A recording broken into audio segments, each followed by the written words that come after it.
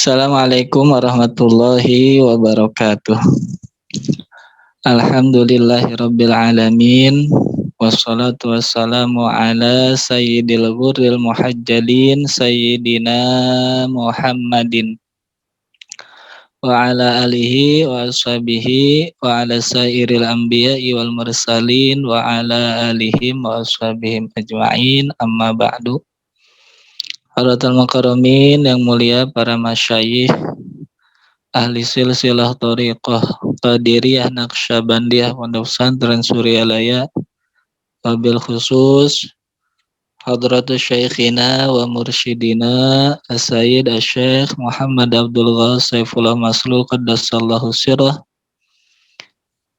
Semoga kita semua, kawan-kawan, para ikhwan, akhwat yang hadir pada manaqib online sore hari ini, khususnya juga para ikhwan akhwat di seluruh dunia umumnya, selalu mendapatkan limpahan barokah karamah dari Syekh Mursyid. Khusus kita doakan untuk anak daripada Ibu Wahyuni, yaitu Ananda Rizky Muhammad Saputra. Semoga diberikan kelancaran dalam operasinya dan juga diberikan kesehatan yang sempurna oleh Allah Subhanahu wa taala dengan berkah karamah Syekh Mursyid. Al-Fatihah. A'udzubillahi minasyaitonirrajim. Bismillahirrahmanirrahim. Alhamdulillahirabbil alamin. Iyyaka na'budu wa ihdinas siratal ladzina an'amta 'alaihim ghairil maghdubi 'alaihim waladdallin. Hadirin mukarramin yang mulia, para ikhwan akhwat, para sesepuh, para kiai, para asatidz, para hujjat, para petugas manaqib, para donatur, ikhwan akhwat yang sudah membantu terselenggaranya manaqib online ini. Ikhwan akhwat yang dimuliakan oleh Allah Subhanahu wa taala, hari ini kita sudah masuk bulan Sya'ban ya, walaupun kita lebih dulu ya, kita ikut guru mursyid karena beberapa saudara kita ada selisih 1 hari, tapi itu masalah ini sajalah, bukan masalah pokok. Bulan Sya'ban, sebagaimana sering kita dengar, sudah sering kita ketahui, ada istilah untuk bulan Sya'ban ini adalah Syahrus Saqi, yaitu bulan menyiram. Untuk memahami makna daripada bulan menyiram ini tentu harus diiringi dengan 1 bulan sebelumnya dan 1 bulan setelah bulan ini. Yang mana bulan yang lalu, bulan Rajab, diistilahkan sebagai Syahruz Zar'i. Dan bulan esok setelah bulan Sya'ban ini, bulan Ramadan, diistilahkan sebagai Syahrul Hasadi.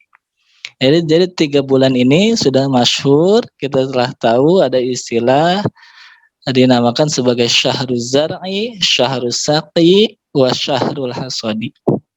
Yaitu bulan menanam, bulan menyiram, dan bulan memanen. Istilah ini sudah umum dikenal di luar kita para ahli thariqah.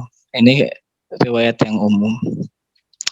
Namun pada umumnya orang-orang memaknai menanam, kemudian menyiram dan memanen itu dikaitkan dengan pahala. Jadi bulan Rajab adalah bulan menanam. Kemudian bulan Sya'ban sekarang adalah bulan menyiram. Nanti di Ramadan akan mendapatkan pahala, memanen pahala. Itu tidak salah. Tapi ajaran dari guru mursyid kita dalam beribadah tidak bertujuan mencari pahala. Lantas apa makna daripada menanam, menyiram, dan memanen? Di dalam pandangan guru mursyid kita, di dalam fadhilus syuhurnya, dan di dalam ceramah-ceramah ilmiahnya, Syekh Mursyid menjelaskan masalah ketiga istilah tadi, bahwa yang ditanam, yang disiram, yang dipanen adalah amal kita. Tapi bukan berarti pahalanya. Apa maksudnya? Inilah praktek apa yang dipraktekkan di dalam Thariqah Qadiriyah Naqsyabandiyah Pondok Pesantren Surya.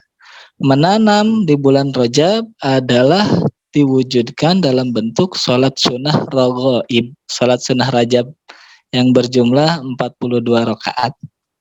Nanti akan kita siram bulan ini dengan amal nisfu Sya'ban, yaitu 100 rakaat. Sehingga nanti akan panen di bulan Ramadan sebanyak sejumlah 600 rakaat yang dicicil setiap malamnya. Inilah yang diajarkan, yang dibimbingkan oleh guru mursyid. Filosofi bahwa kita ibadah itu bukan untuk kita mencari pahala. Tidak memposisikan diri kita seperti seorang pekerja kepada Allah Subhanahu wa taala yang menuntut, selalu menuntut. Oleh karenanya ada satu riwayat mengatakan bahwa janganlah engkau latakun kal ajirisu. Janganlah engkau seperti pekerja yang buruk. Apa pekerja yang buruk itu?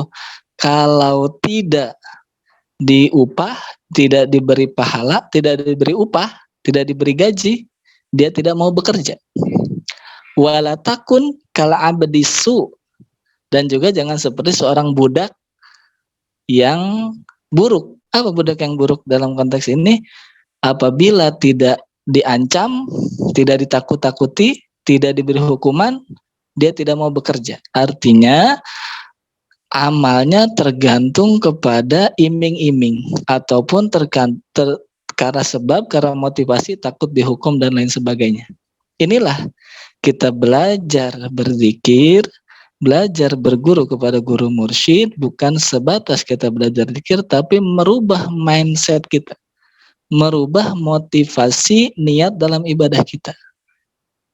Kalau dulu kita selalu diajarkan amal itu selalu diimingi dengan ganjaran-ganjaran, itu tidak salah. Tapi oleh guru mursyid diangkat derajat kita, dididik sebagaimana khidmat ilmiah terakhir yang saya sampaikan, tarbiyah rohaniyah dari Syekh Mursyid yang tanpa kita sadari adalah merubah niat kita, merubah motivasi ibadah kita, karena sebab kita ibadah ikut guru, jadi motivasi kita ikut guru, sehingga kita tidak melihat ganjaran-ganjaran dan lain sebagainya. Inilah sedikit demi sedikit Syekh Mursyid mendidik rohani kita, memberikan tarbiyah, pendidikan kepada kita yang nilainya itu sangat luar biasa. Karena seseorang diganjar berdasarkan kepada niatnya. Maka kita sebagaimana doa dalam zikir kita sebelum berzikir, ilahi anta maksudi waridhoka matlubi, dan seterusnya. Inilah yang dididik oleh Syekh Mursyid adalah kita dirubah. Tadinya kita mindset seorang budak bahwa amal itu mesti menghasilkan pahala dan lain sebagainya. Atau mungkin mindset kita tadinya motivasi ibadah kita adalah seperti budak yang takut dihukum oleh tuannya. Inilah dengan ikut kepada Syekh Mursyid, maka tanpa kita sadari motivasi dalam beribadah kita itu berubah. Itulah yang lebih sulit daripada merubah ibadah lahiriah. Nah, karena ibadah lahiriah itu adalah gambaran dari ibadah batiniah. Inilah niat itu termasuk ke dalam ibadah batin. Karena sebab tadi kita ikut guru mursyid yang semata-mata khidmat mencari ridha Allah, maka insya Allah apabila kita istiqomah ikut kepada beliau sedikit demi sedikit tanpa kita sadari ataupun kita sadari, dengan kita sadari ataupun tanpa kita sadari, kita berubah motivasi ibadah kita kepada Allah, bukan hanya mencari pahala ataupun takut siksa, tetapi inilah semata-mata beramal karena memang kita hamba Allah Subhanahu wa taala. Inilah di antara tafsir makna firman Allah, falahum ajrun ghairu mamnun tadi. Menanam, menyiram, memanen, yang dipanen adalah amalnya sendiri. bagi mereka di dalam Al-Quran 3 kali diulang firman Allah, falahum ajrun ghairu mamnun. Bagi mereka, mereka itu siapa? Orang yang beramal soleh, beriman dan beramal soleh. Ajrun ghairu mamnun, pahala ganjaran yang tidak terbatas. Dimaknai oleh guru mursyid dalam Padul Syuhurnya, di entah di bab apa saya tidak begitu ingat, bahwa yang dimaksud ganjaran tanpa batas adalah amal soleh kita saat ini adalah ganjaran amal soleh kita yang kemarin. Amal soleh kita esok adalah buah dari amal soleh kita hari ini. Itulah diwujudkan tadi dalam bentuk Rajab, Sya'ban, dan Ramadan. Rajab 42 rakaat, Sya'bannya 100 rakaat nanti, dan Ramadannya 600 rakaat. Mengapa hanya diistilahkan di 3 bulan ini? Tidak ada istilah itu di bulan yang lain. Kenapa? Karena ada sabda Nabi, yaitu lau ta'lamu ummati ma fi Ramadan latamannau an takuna sanah kulluha Ramadan. Seandainya umatku tahu apa yang ada di dalam bulan Ramadan, maka pasti mereka menginginkan 1 tahun itu semuanya Ramadan. Dan ini juga sudah diwujudkan oleh guru mursyid dengan meramadankan semua bulan-bulan kita. Artinya apa? Sederhananya begini, kalau di bulan Ramadan saja amalnya segitu, begitu, amalnya seperti itu, bagaimana di bulan-bulan yang lain? Inilah maksudnya.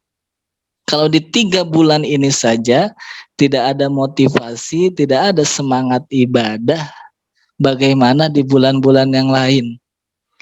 Inilah pendidikan dari guru mursyid untuk kita semua, untuk kita bercermin pada 3 bulan ini. Kalau pada 3 bulan ini kita ikut amaliyah mursyid, khususnya amaliyah tahunan di bulan ini, maka insya Allah di bulan-bulan yang lain kita juga ikut kepada tuntunan dan bimbingan dari guru mursyid kita. Nah, inilah nilai makna yang di antara makna bahwa bulan Rajab adalah bulan menanam, bulan Sya'ban adalah bulan menyiram, dan bulan Ramadan adalah bulan memanen. Di antara makna filosofis lain daripada ungkapan tadi itu adalah bahwa hasil yang kita raih berupa amal, kebaikan kita dan lain sebagainya adalah merupakan buah daripada proses yang sudah kita lakukan.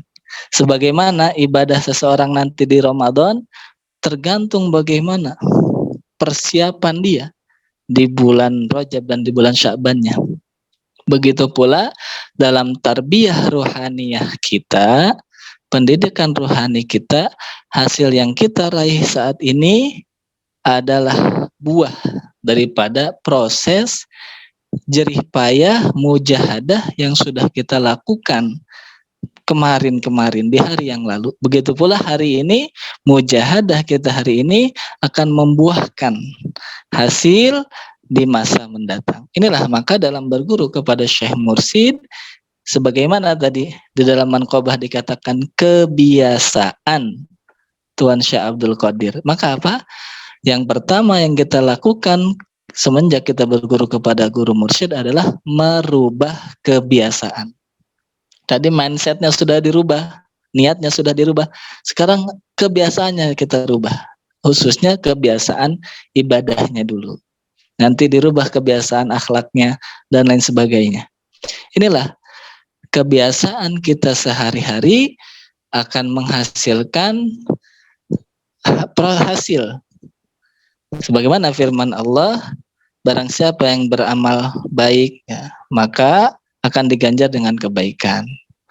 Begitu pula barang siapa yang beramal buruk, maka akan diganjar dengan keburukan. Kebiasaan-kebiasaan kita akan berbuah hasil di hari mendatang. Khususnya kita sebagai orang beriman meyakini bahwa hasil yang amal kita bukan hanya di dunia. Inilah pentingnya. Pentingnya iman itu sering disampaikan oleh Nabi, man kana yu'minu billah wal yaumil akhir. Siapa yang beriman kepada Allah dan hari akhirat. Disandarkan iman kepada Allah dan hari akhirat. Dalam satu hadis dikatakan fal fal yakul khairan atau fal yukrim daifah, fal yukrim jar.